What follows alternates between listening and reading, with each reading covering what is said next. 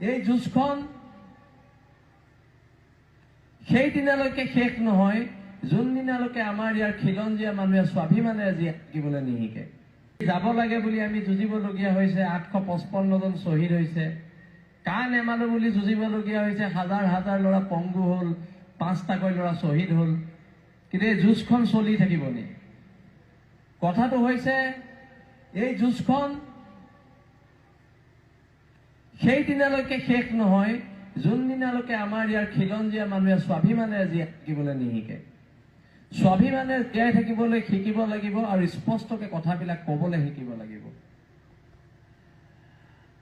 আৰু এনেকুৱা নেতৃত্বৰ হাতত কেতিয়াও আন্দোলন কৰিব নালাগে যি জনসাধাৰণক উচতাই জোল খাই 5টাকৈ ল'ৰা শ্বহীদ হোৱাৰ পিছত নাচ গানৰ নাটক কৰি কোনোবাই ৰাজনৈতিক দল খুলিলে, কোনোবা MLA হ'ল, কোনোবা মন্ত্ৰী হ'ল।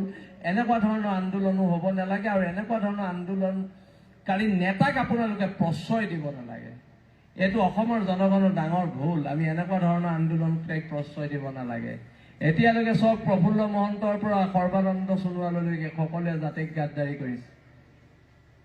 সকলোৱে জাতিক গাদ্দাৰী কৰিছে। যোনে যোনে জাতিৰ নামত আন্দোলন কৰি আহিলে সকলোৱে জাতিক গাদ্দাৰী কৰিছে। আৰু গাদ্দাৰী কৰাৰ ফলস্বৰূপে জাতিটো কোঙা হৈছে। জাতিটো কোঙা হৈছে।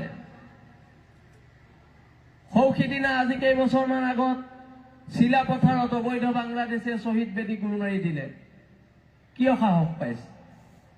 আমাৰ একতাৰ অভাৱৰ বাবে সাহস পাইছে। সৌসিদিনা শিৱসাগৰত মাৰোৱাৰী সম্প্ৰদায়ৰ কেইজনমান মানুহে জিমি দাস বুলি এজনী খিলঞ্জীয়া ছোৱালীক শিৱসাগৰ নগৰৰ মাজ মজিয়াত শাৰীৰিকভাৱে অপদস্থ কৰিছে, মাৰপিট কৰিছে, হত্যাৰ প্ৰচেষ্টা চলাইছে। জাতীয়তাবাদ ক'ত থাকিলে? কিন্তু যেতিয়া আমি চৰকাৰক ক'লো আমি আৰু মাৰ খাই জীয়াই নাথাকো, এওঁলোকৰ সম্প্ৰদায়ে ক্ষমা খুজিব লাগিব আৰু ক্ষমা খোজাই দিয়া হ'ল। সেইটো হৈছে জাতীয়তাবাদ। জাতীয়তাবাদ এনেকে চলিব। জাতীয়তাবাদ কি? এবাৰ এজন বহিৰাগত মানুহে যোৰহাটৰ মাজ মজিয়াত এগৰাকী খিলঞ্জীয়া মানুহৰ দোকান এখন কব্জা কৰি থৈ দিলে। তেওঁ নিদিয়ে। তেওঁ গিৰিয়েক ঢুকাৰ পিছত নিদিয়ে। তাৰ পৰা আমি বীৰ লাচিত সেনাই ক'লো যে তোমালোকে এই দোকানখন খালী কৰি দিব লাগিব। তেতিয়া মানুহজন ৰাতি 9টামান বজাত আমাৰ কাৰ্যালয়লৈ আহি ক'লে যে 30 লাখ টকা দিছো আপোনালোকক, আপোনালোকে দোকানখন খালী নকৰিব। আমি ক'লো 30 লাখ নহয়, 30 কোটি দিলেও নহ'ব, তোৰ দোকান কাইলে খালী হ'ব। সেইটো হৈছে জাতীয়তাবাদ। দোকানত সোমাই দোকান খালী কৰি দিয়া হ'ল। মাজতে লকডাউনৰ গইনা লৈ 3000 অসমীয়া খিলঞ্জীয়া ল'ৰা ছোৱালীক চাকৰিৰ পৰা উলিয়াই দিয়া হ'ল। তেতিয়া বাঘজানত জুই লাগিছিল। আমি বাঘজানৰ দুখৰ সমভাগীসকলে বাঘজান আহিছিলো। মোৰ লগত আমাৰ সতীৰ্থ হৰ গগৈ আহিছিলে। তাৰপিছত ৱেষ্ট বেংগলৰ পৰা এজন মানুহে খুব দামী গাড়ী এখন লৈ আহিলে। দামী গাড়ী এখন লৈ আহি আমাৰ লগত ফোনত যোগাযোগ কৰি পেলাই দুলীয়াজানত আমাক লগ কৰোঁ বুলি ক'লে। তেতিয়া যিহেতু হোটেলবিলাক বন্ধ, হোটেলবোৰ বন্ধ আছিলে লকডাউনৰ বাবে, হৰ কুমাৰ গগৈ গাড়ীখন সৰু আছিলে। তেতিয়া আমি ক'লো যে যি আলোচনা হয় আপোনাৰ গাড়ীতে হ'ব লাগিব, বেলেগতো জেগা নাই। যেতিয়া আলোচনা হ'ল তেওঁলোকে আমাক লগে লগে ক'লে আপোনালোকে সংগঠন কেনেকে চলায়। তেতিয়া আমি সুধিলো মানে আপুনি আমাক পইচা দিব লাগিছে। তেতিয়া তেওঁ ক'লে যে আপুনি 5 লাখ টকা লওক আৰু এই বিষয়টোত আপোনালোক নুসুমাব। তেতিয়া লগে লগে গাড়ীৰ ভিতৰত কোৱা হ'ল এতিয়াই যদি লেপটপ খুলি 3000 অসমীয়া ল'ৰা ছোৱালীক চাকৰি নিদিয় তই গৈ ৱেষ্ট বেংগল নেপাবিগে। সেইটো বীৰ লাচিত সেনা ৱৰ্ড। লগে লগে লেপটপ খুলি 3000 অসমীয়া ল'ৰাক চাকৰি দিছে। সেইটো হৈছে জাতীয়তাবাদ। কোৰ্টৰ আগত বহি ধৰ্ণা দি কৰা জাতীয়তাবাদে অন্তত অসমীয়া জাতিক শোভা নেপায়।